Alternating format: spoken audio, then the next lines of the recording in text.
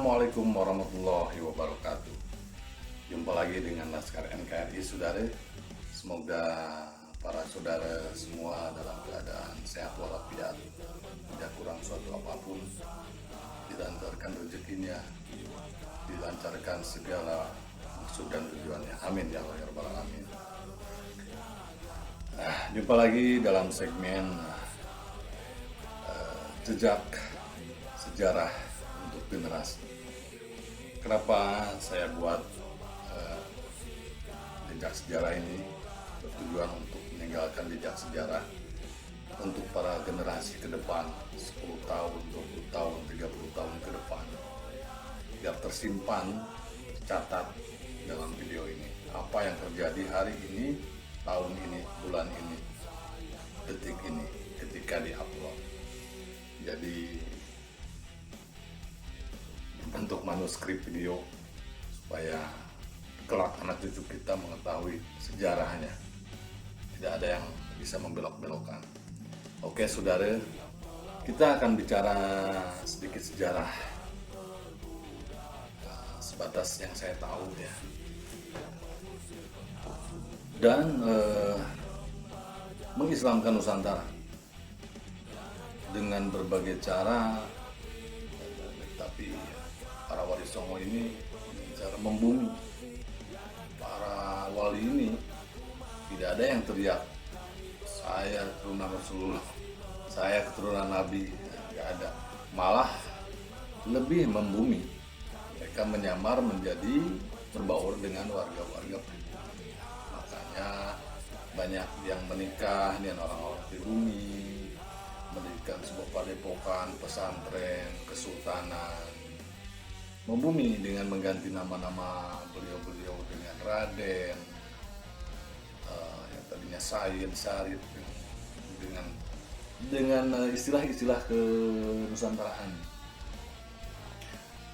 Ada yang membumi itu masyarakat, makanya meluas dan tidak ada lagi istilah asing atau imigran karena mereka membumi berbaur beranak pinak, tidak ada ras ini nggak boleh menikah dengan ini, harus dengan ini, nggak ada.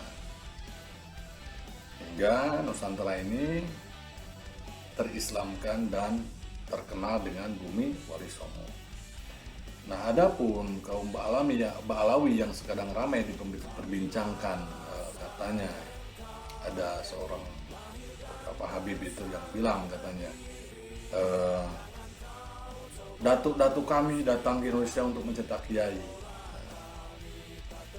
Saya pribadi malah menyaksikan karena fakta sejarah yang saya lihat seperti ini ya sejarahnya.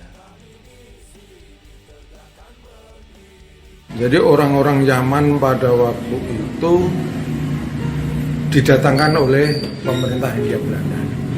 Jadi bukan datang sendiri, tetapi didatangkan oleh pemerintah Hindia Belanda karena pada waktu itu di Jawa ini orang-orang pribumi tidak mau bekerja dengan Belanda. Para kiai tidak mau bekerja pada Belanda, sehingga terjadi kekurangan tenaga kerja. Oleh karena itu Belanda mendatangkan orang-orang Yaman. Nah, orang-orang yang ikut Belanda ini dari kalangan orang-orang biasa, bukan dari kalangan keturunan Rasulullah. Kalau keturunan Rasulullah itu masuk dalam strata kelas bangsawan, kelas atas. Nah, saudara, berarti fakta sejarahnya itu Ba'alawi ini zaman dulu POC, jauh setelah para wali songo mengislamkan Nusantara. Mereka pada datang untuk berdagang, dan Belanda membeli budak-budak di Yaman ini. Kalau zaman dulu perbudakan di Yaman ini beli, dibawanya ke Indonesia untuk propaganda. Menurut sejarah tadi, bangsa Indonesia yang mayoritas Islam akan mengikuti oleh seorang pemimpin yang berketurunan Rasulullah. Apapun itu pasti akan dihormati akan dimuliakan, otomatis akan dituruti. Nah, gitu. Itulah menjadikan ide kolonial Belanda. Nah, akhirnya Belanda ini bawalah membeli budak-budak di Yaman. Datanglah ke Indonesia. Nah, kemudian setelah datang ke Indonesia, Belanda membikinkan boneka si orang-orang Yaman ini jadi seorang ulama yang bisa mempengaruhi rakyat Indonesia untuk lemah melakukan perlawanan ke Belanda. Perlawanan yang mana? Perlawanan yang orang pribumi yang dipimpin oleh para terah wali Songo, Kesultanan Banten, Kesultanan Cirebon, dan kesultanan lain lah. Itu kebanyakan dipimpin oleh para terah wali Songo. Nah, sampai akhirnya yang Mufti Batavia itu Habib Usman gitu lah. Nah, beliau ini kan jadi antek Belanda, tapi Bahar Smith menolak, malah ngamuk dia. Udah jelas kok dikasih medali, dikasih gaji, fungsinya untuk apa? Mufti diangkat jadi Mufti Batavia. Nah, untuk apa? Untuk mempengaruhi orang-orang Islam, orang-orang Muslim yang dipimpin oleh para terah wali biar terpecah. Kalau dulu mereka para pejuang kita ini menurut cuma satu pemimpin, terah wali Songo, ulama pemimpin mereka. Nah, sekarang ini ada lagi katanya di propaganda sama ini pun sama nih keturunan Rasulullah. Nah, ini bikin fatwa, Yang ini dalam sejarahnya membuat fatwa bahwa melawan kolonial Belanda ini golongan dengan makar. Nah, sedangkan para wali Songo jihad. Karena di dualisme ini Belanda gampang menghancurkan Banten yang itu terkenal dengan geger Banten. Nah, itu sekilas cerita itu menurut buku sejarah dan referensi lainnya. Sebenarnya banyak referensinya dan mengatakan itu, dan masih ada bukti-bukti surat menyurat antara Van der Burg yang menyamar menjadi seorang Muslim dan Ratu Belanda juga ada surat menyuratnya, ada bukti-buktinya ada. Itu kalau golongan Rizik Syihab sama Bahar menyangkal itu ya namanya satu ras dan mereka pasti ada pembelaan, tapi fakta sejarah, manuskrip dan catatan-catatan sejarah dari pelaku sejarah loh yang bikin catatannya nggak bisa dipungkiri.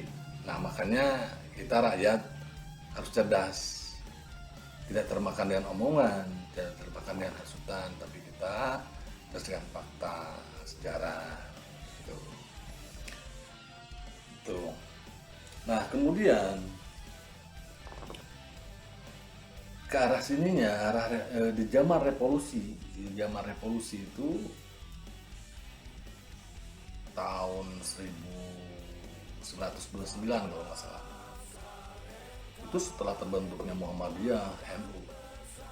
Nah, golongan mereka membuat sebuah organisasi namanya Robitul Alawiyah itu, RA itu yang sekarang jadi kumpulan para habaib.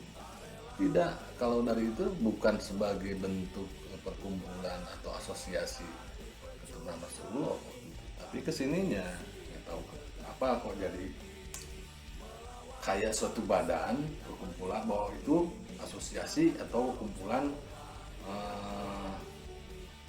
keturunan Rasulullah. Nggak tahu itu mah, tanyakan sama mereka atau buka literatur sejarah lainnya ya. Di zaman revolusi sering banyak terjadi kegaduhan yang mereka buat, sampai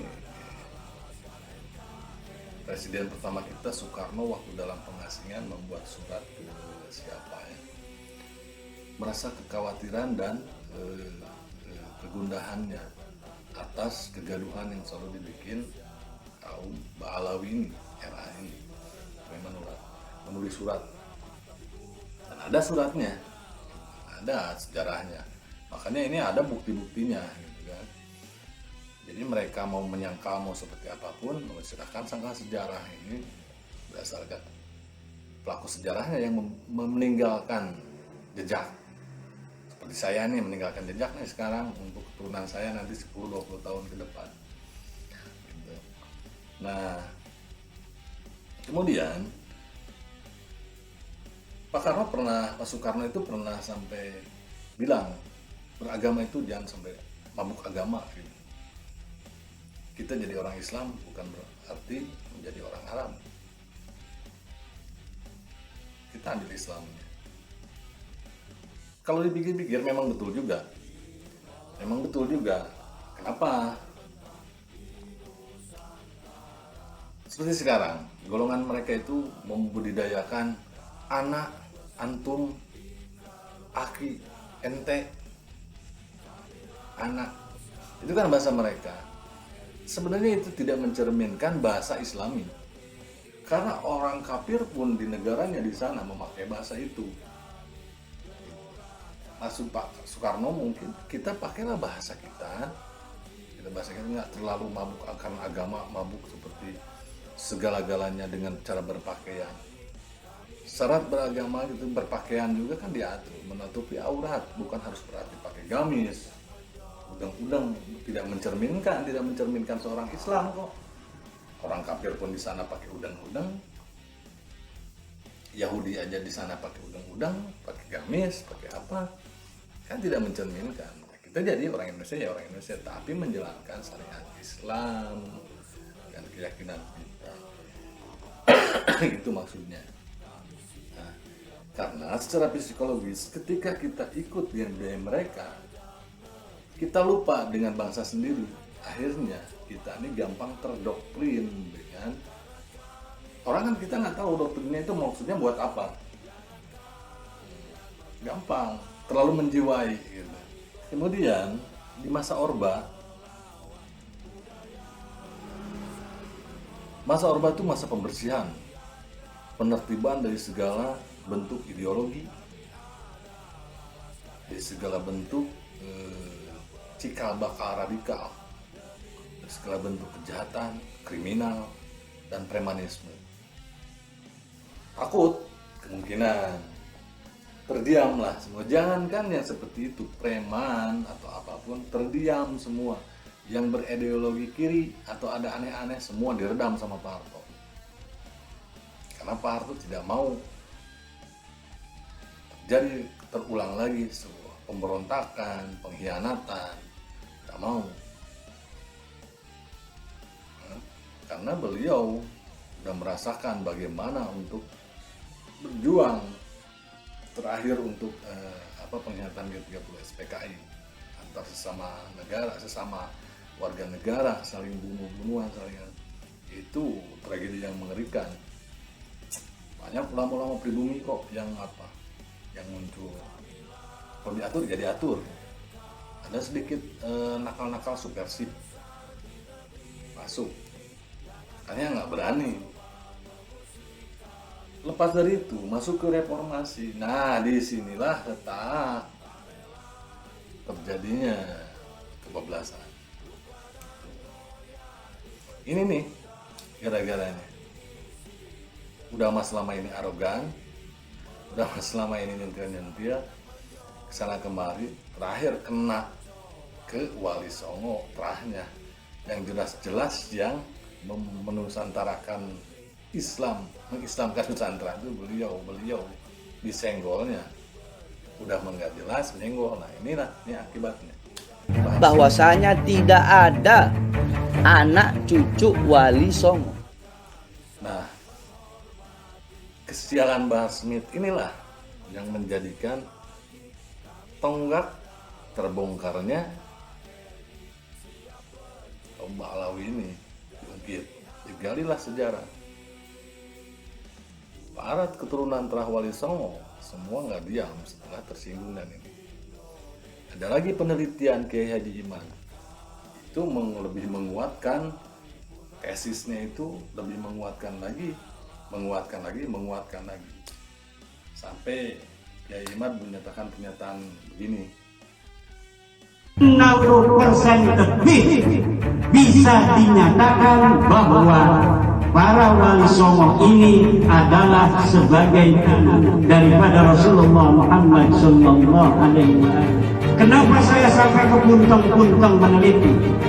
Karena saya melihat pengakuan dari fenomena pengakuan orang yang setiap dalam kesempatan mengaku sebagai cucu dari para Rasulullah. Di dalam tubuhku ada darah Rasulullah. Sementara akhlak mereka jauh panggang daripada api dengan akhlak Rasulullah Muhammad Sallallahu Alaihi Wasallam. Para sunan dari Wali Songo menyebarkan agama Islam datang. Mereka melebur bersama pribumi, berasimilasi, mengadakan akulturasi.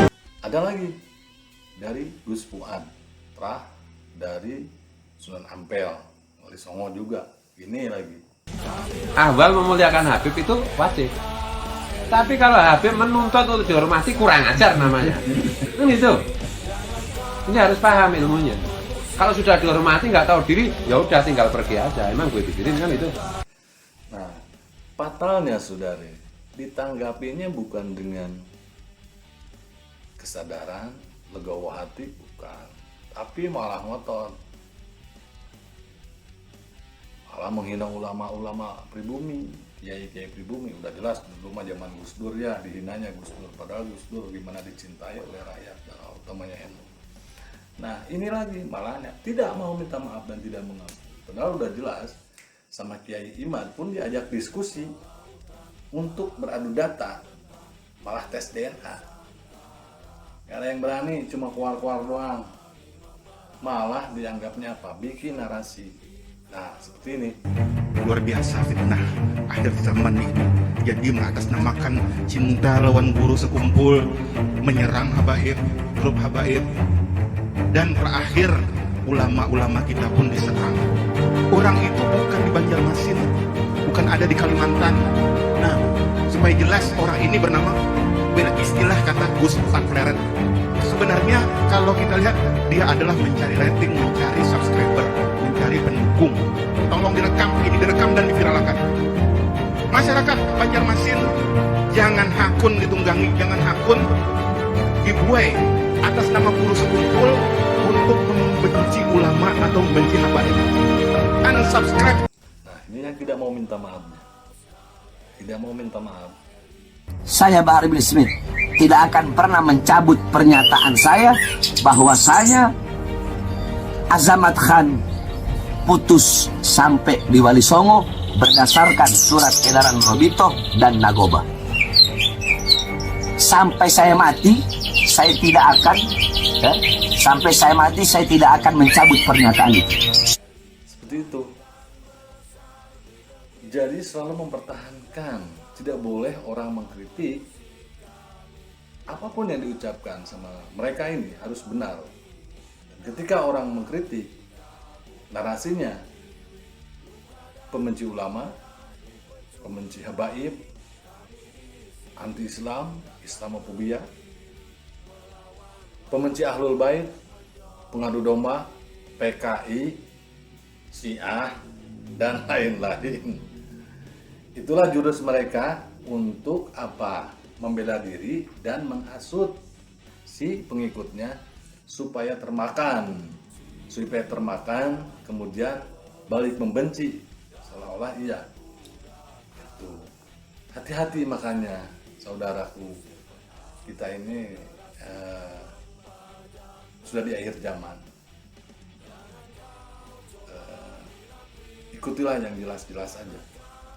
Kalau saran saya sih, kalau saya pribadi nih, saya lebih mengikuti ulama-ulama pribumi yang jelas. Trah Wali Songo itu, kalau Trah Wali Songo kan udah jelas, nggak perlu dipertanyakan, udah jelas sejarahnya, literaturnya, asal-asalnya dari mana, perjuangannya membangun peradaban di Indonesia ini seperti apa, itu udah jelas. Daripada orang yang kelompok yang nggak jelas di sini, negara jadi lawak. Lebih baik ke sana. Akhlaknya pun bisa kita contoh.